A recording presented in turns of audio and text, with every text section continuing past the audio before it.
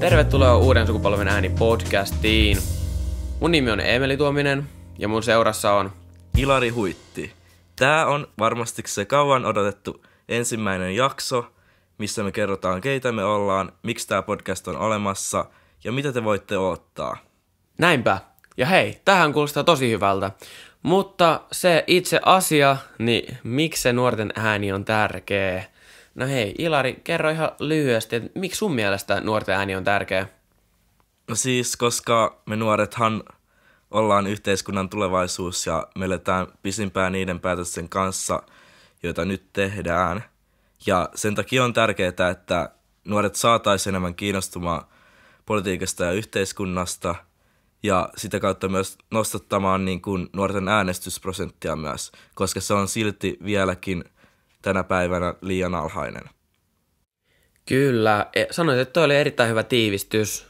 Se, että itse mä koen, miksi nuorten ääni on tärkeä, niin voin allekirjoittaa kyllä jokaisen Ilarinkin väitteen, mutta mä sanoisin, että niinku nuorissa on jotain erilaista. Se, että kuitenkin nähdään, että esimerkiksi suuret ikäluokat on ollut pitkään vallassa ja se, että siinä nähdään, että vähän muutosta on saatu aikaan ja mä koen, että nuorilla on nyt, jos joskus, se mahdollisuus tehdä muutoksia tähän yhteiskunnan toimintaan tai siihen, mitä tällä tehdään.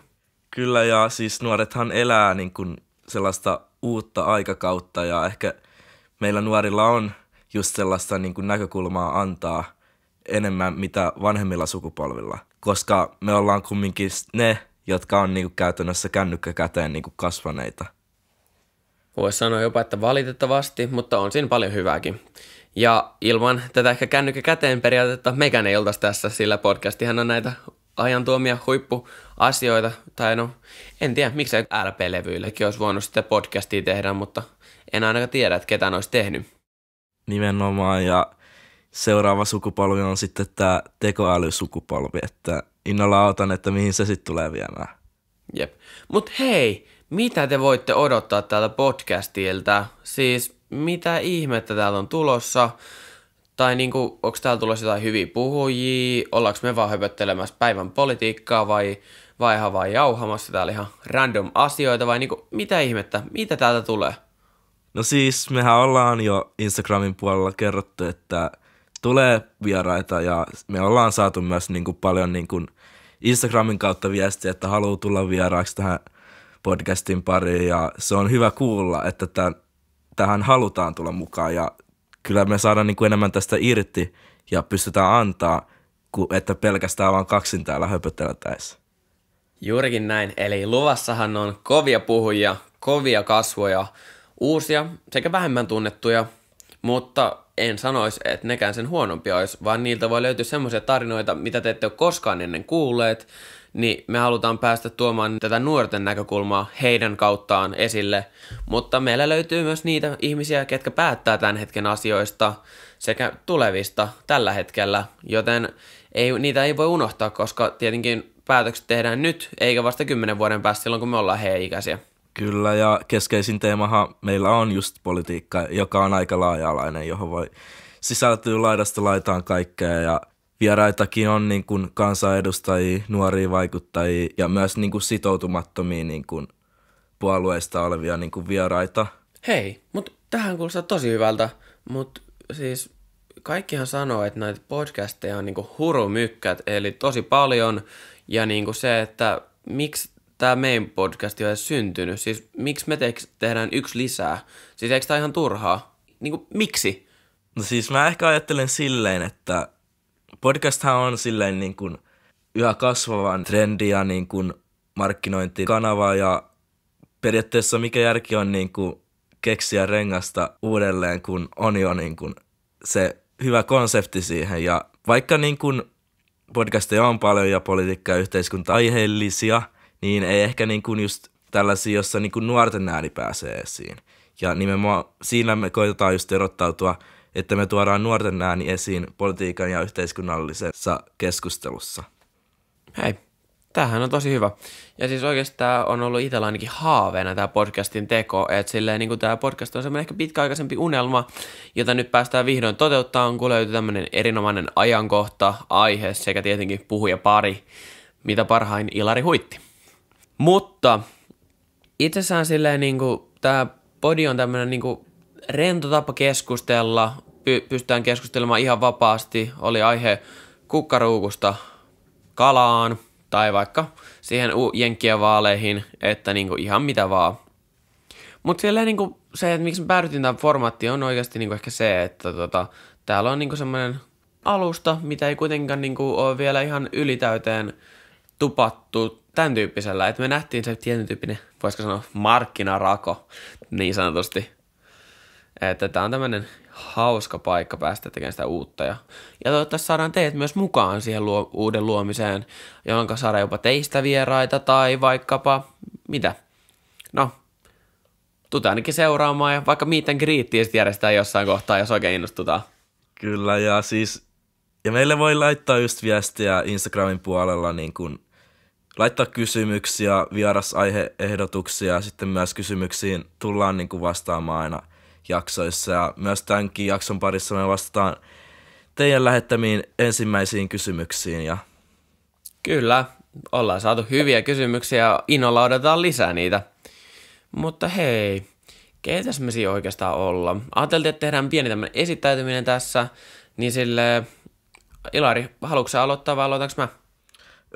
No mä voin aloittaa ja mähän on siis Ilari Huitti, 22-vuotias, täytin itse asiassa nyt lokakuussa 22 ja on tällä hetkellä markkinointialan yrittäjänä ja politiikkahan on siis mulle uusi alue, mutta mä oon sellaisen ihminen käytännössä, että mä tykkään haastaa itteeni ja astua epämukavuusalueelle ja kokeilla uutta ja tää podcast on yksi niin kuin NS-uusi alue vallatuspolitiikan lisäksi ja vaikka politiikassa on niin kuin silleen uusi kasvo, niin se on niin kuin pitkään kiinnostanut mua ja on silleen seurannut sivusta politiikkaa ja yhteiskuntaa, mutta nyt vasta ehkä niin kuin konkreettisemmin lähtenyt niin kuin mukaan tähän toimintaan. Mahtavaa. Aina on ilo saada uusia kasvoja politiikkaan mukaan. Niitä ei ole koskaan liikaa. Koska jossain nuorisojärjestössä tuntuu, että se on pieni piiri pyörii menetelmä, eli aina joka paikassa nähdään samat kasvot. Onhan se ihana nähdä kasvoja, mutta me kaivataan niitä uusia tekijöitä, joilla on niitä uusia ideoita, koska niissä saadaan yleensä ne parhaat asiat, mikä on niin oikeassa niin kun nähdään se järjestö ulkopuolisen silmin. Mutta tosiaan meikäläisen nimi on tosiaan Eemeli Tuominen. Mä tuun alun perin Loimaalta, sieltä minkä Jumala loi ensimmäisenä, padams. Mutta nykyään tosiaan tuu Tampereelta, eli täältä Suomen Manchesterista, tai Mansesta niin kuin Tampereella sanotaan. No se, että mitä mä oon lähtenyt politiikkaa tekemään, niin ihan alkujaan mä oon lähtenyt siis nuorena Loimaan nuorisovaltuustoon, jossa sitten se innostus kasvanut politiikkaa kohtaan on suureksi tullut. Se innostus politiikkaa kohtaan on kasvanut todella suureksi ja sitä kautta lähtenyt kehittymään, ollut niin alueellisella kuin paikallisella kuin valtakunnallisellakin tasolla. Ollut tekemään muun muassa Suomen nuorisovaltuustojen liiton liittohallituksessa töitä. Ja itse asiassa tällä hetkellä päädyin vielä sitten Pirkanmaalle hyvinvointialueen nuorisovaltuustoon. Siellä varapuheenjohtajan itse asiassa tällä hetkellä. Että ei ole ihan nuorisopolitiikkaakaan mitään vierasta. Että ei olla sentään ihan niin vanhoja, vaikka vanhoja nuoriksi välillä ehkä jotkut voi sanoa olevansa. Mutta se, että miksi mä lähdin tähän projektiin, niin on oikeasti tämmöinen halu kokeilla uutta, halu kehittää itseänsä. Ja siis mun yksi tämmöisistä lempiasioista, mitä mä haluan kehittää tässä yhteiskunnassa, on nuorten osallisuus. Ja mä koen, että tämä podcast on semmoinen formaatti, jonka kautta pystytään kehittämään ja antaa ideoita niille nuorille, lähtee kehittämään sitä omaa halua vaikuttaa ja olla vähän silleen niin kuin tsemppaavinen ja olla silleen, että hei, tämä on asia, mistä mä kuulin podcastissa, ja tähän mä haluan vaikuttaa oman kuntani nuorisovaltuustossa esimerkiksi, niin musta tuntuu, että tämä on niinku tämmöinen asia, mitä tarvitaan, niin musta on tosi hyvä. Mahtava kuulla, ja siis mä komppaan sua täysin Eemeli tossa, ja just niin kuin mäkin olen pitkään halunnut silleen tehdä podcastia, ja ehkä se konsepti ja kenen kanssa on ollut vaan silleen hukassa, ja kyllähän on niin kuin podcasteja, joissa ollaan myös yksin, mutta yleensä ne saa vaan menestyä ne sometyypit, joilla on niinku tuhansia seuraajia. Ja tästä saa niin kuin enemmän irti, kun on vähintään 2. Ja sitten vielä enemmän saa irti, kun saadaan niin kuin vieraita ja näkyviä sellaisia, jotka niin kuin tuo meille myös sitä näkyvyyttä sitten. Ja niin kuin sitä uutta näkökulmaa. Ja Juurikin näin. Ei ota vieraita näkyvyyden takia, vaan sen, että saadaan just tätä nuorten osallisuutta kehitettyä. Mutta hei, otetaanpa pieni lyhyt katsaus sitten tuleviin jaksoihin. Niin, Ilari, hei, kerropa meille, mitä kaikkea tulevia puhujia, jaksoja ja kaikkea muuta täällä on tulossa. Silleen, niin kuin, no, puhujat saatetaan pitää salaisuutena, mutta se, että niin kuin, voidaan vähän tiisata sitä, että niin kuin, mitä sieltä on tulossa, niin kuin, että minkä tyyppistä puhujaa, mistä taustoista tai muualta. Tämmöistä niin kuin, vähän pieniä paljastuksia mä haluan, hei, ihan vähän. no jos olette yhtään niin kuin maailmantilannetta ja politiikan kenttää Suomessa seurannut, niin huomaatte, että tällä hetkellä niin kuin koko ajan tapahtuu paljon kaikkea ja niin kuin on kohuja ja Lähi-idän tilanne kiristyy, USA-vaalit lähestyy ja just näihin niin kuin liittyen tulee paljon niin kuin varmasti aiheita ja meillä tosiaan on just niin kuin varsinkin politiikassa mukana olevia niin kuin vieraita tulossa ja myös niin kuin nuoria vaikuttajia, aktivisteja ja Kaikkea siltä väliltä. Siis paljon on tulossa ja jatkuu myös vaalien jälkeenkin tietenkin nämä podcastin jaksojen tuleminen, että sille ollaan julkaisemassa näitä noin 2 viikon välein ja näistä ollaan saamassa myös, tai te saatte jopa ekstra jaksoja, mikäli sitten tulee joku päivän polttava kysymys sieltä, että katsotaan miten käy. Saatteko jotain tai ette? No, okei, kyllä te haluatte, mä tiedän. Voidaan sitten vähän Instagramissa tiisailla, jos sieltä on jotain pientä tulossa. ja mehän saatiin teiltä seuraajilta hyviä kysymyksiä, kun me laitettiin IG-tarina-osioon niin kysymysboksi, että mitä haluaisitte kysyä meiltä. Ja näihin me vastataan nytten tässä meidän ekassa jaksossa. Ja ensimmäinen kysymys onkin, että mikä meitä eniten inspiroi politiikassa? Haluaisitko sä, Emeli, vastata tähän ekana?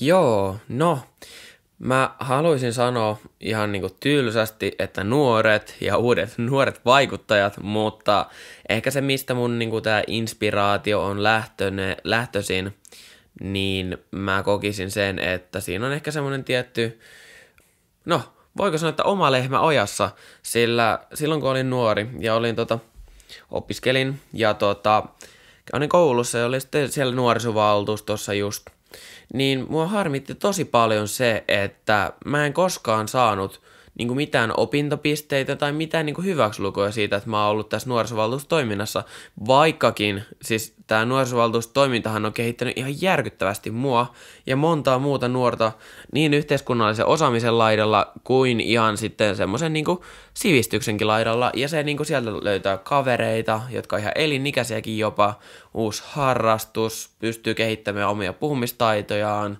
osaa kokoustaa. Niin kuin moni aikuinenkaan ei tiedä, miten kokouskäytännöt menee. Ja siis nehän on supersimppeleitä.